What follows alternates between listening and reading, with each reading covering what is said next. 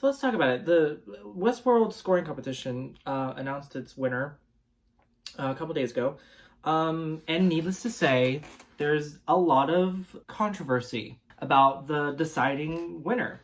Before we go any further, I want to point out that this is not a hate video. This is not a drama video. I just kind of want to talk about what's going on because this has kind of never happened before on this scale, at least. And I think it's really interesting. I should also preface this by saying I did not enter the scoring competition. I did have an entry, I just didn't submit it for personal reasons. So this is coming from someone who did not submit and just kind of watched this competition happen. But this was announced, the winner was David Kudel. Now, when I watched the clip, I was feeling a lot of things. I was feeling confusion, I was feeling intrigue, but I didn't feel like angry or cheated or anything. I mean, I gotta be honest, like right off the bat, I thought the music was good. I thought the music itself was very good and entertaining and catchy. Like I could still sing you the da da da da da da da da da da, right? And I saw that a couple days ago and it's still in my head, you know? It was a good score. I liked it. I think most people are kind of in agreement with that it was a good score, but the problem is it didn't, to them, and I agree with this too, it didn't fit the scene. The whole premise of this scene was this character that was had taken this drug called genre, and he's apparently, you know, switching genres, as they say in the clip. So I guess I kind of get why David Kudel kind of took that approach.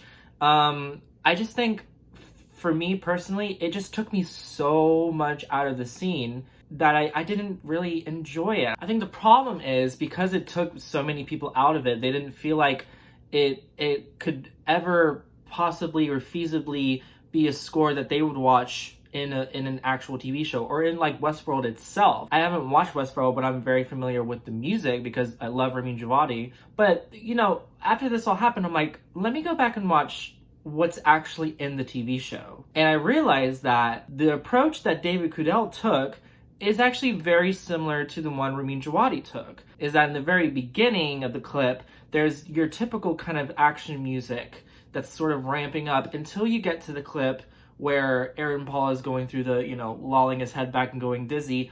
And then in the original show, most of that car chase is scored with the Ride of the Valkyries.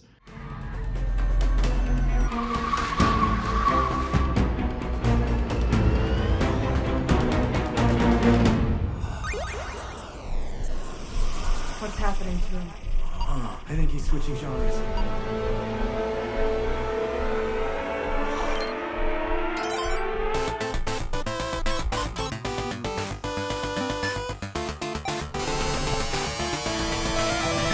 We need distance. Head south.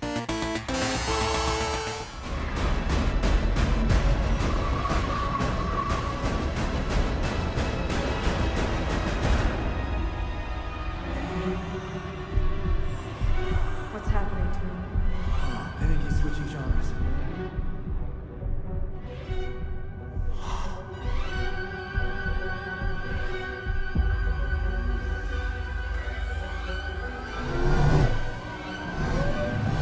We need distance.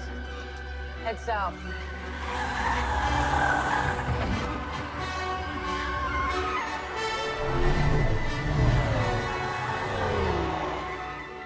It is in the vein of the original clip. Now, I do have to point out that the judges are people who work on the show: Ramin Djawadi, Jonathan Nolan, J.J. Abrams, Lisa Joy, and members of the Spitfire team. I'm like, okay, so they got a nice, well-rounded panel. The total amount of entries total up to about 11,000. So like 11,000 entries, 4 minutes a clip, that's like 30 days worth of entries. And obviously you need a whole panel, and I'm sure there was some music assistants, composer assistants on this as well, kind of sifting through what they thought would be like, you know, a good entry. So I mean, like in terms of like mirroring what's in the actual show, I guess it works. Again, the problem for me, even in the original clip with the Ride of the Valkyries, there isn't really anything in terms of like color grading or cinematography or how the action is shot. I didn't see anything in the clip that could have possibly signal to me that that's what the scene was calling for. And I think that's the issue most people took.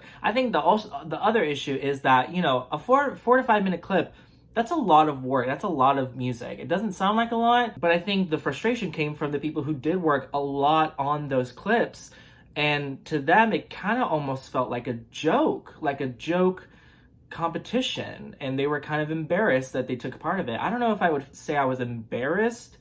Even though I didn't enter, I don't regret wasting my time or anything. I'm going to post the entry once I get it mixed and mastered. And I also don't really fault Spitfire at all. I mean, like, I love Spitfire. I use their free labs. I use the BBC Symphony Orchestra. I wish I had the money for their more expensive packs. But I think in terms of what they're doing and making their sound libraries accessible to people, especially, I was a little disappointed because David Kudell is already sort of working in Hollywood. He has a lot of credits as a sound editor, and a lot of people pointed out that he's a sound editor on, I think, Mission Impossible 3 with J.J. Abrams, and a lot of people thought that, you know, it's because J.J. Abrams knew him that they picked it, and I think since then, David Kudell on his Twitter account said, hey, that's not true. I don't know J.J. Abrams. He doesn't know me. So I don't think there's a conspiracy or anything going on behind the scenes. But, you know, I have no ill will towards David Kudell. I think it's great that he won. He's getting a lot of attention from other composers as well. Maybe this will get some work for him. I just kind of wish that Spitfire maybe chose someone that wasn't already in the industry. I think it would have been great for, you know, someone who was trying to break into the industry to get all of those, that everything drive with the Spitfire libraries and the signed vinyl and everything. I think that would have been cool. I think it would have sent a better message. But I also don't love how Spitfire has kind of reacted to this. I know there's been a lot of controversy of them sort of deleting comments, suggesting that the winner and J.J. Abrams knew each other. They took out the like and dislike. The buttons are there, but you can't see the ratio of the like and dislikes on the video. I know on their Instagram, there's also been some comments deleted or just turned off altogether. So, I mean, like, I don't know. I don't really know how I feel about that. I personally really enjoyed Rachel Hardy's submission, who was a runner-up for this competition. I watched it in full.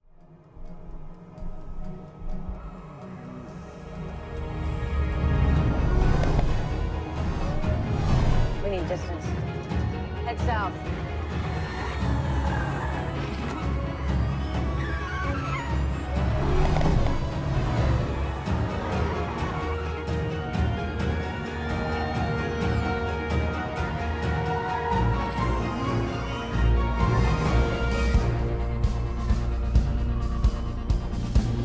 I think it was a lot better. That's just my personal opinion. You know, no hate on David Kudell, no hate on Spitfire. I just think it was a unique situation to sort of witness, I guess. And I'm going to be the first to say that the film scoring community is very, very supportive of other composers, because we all sort of know the struggle of being a composer. There's always that attitude of like, we're kind of all in this together. So I've rarely seen any comments going after David Kudell himself. A lot of it is sort of questioning Spitfire on their decision and asking for the team to sort of come out and explain their decision, which I think is a very reasonable request, especially when you have people, again, who have spent a lot of time on this entry. Time will tell how this will affect Spitfire in terms of like their sales or their business or their company or anything. I don't feel like it'll affect a lot, because they really are the number one powerhouse making these really, really good sample libraries. And I'm not frustrated or sad or angry about anything regarding this. Me personally, did not agree with the winning selection.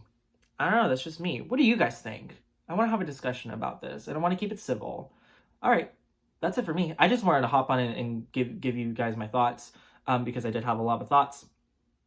But yeah, all right, well, take care, stay safe, wear a mask.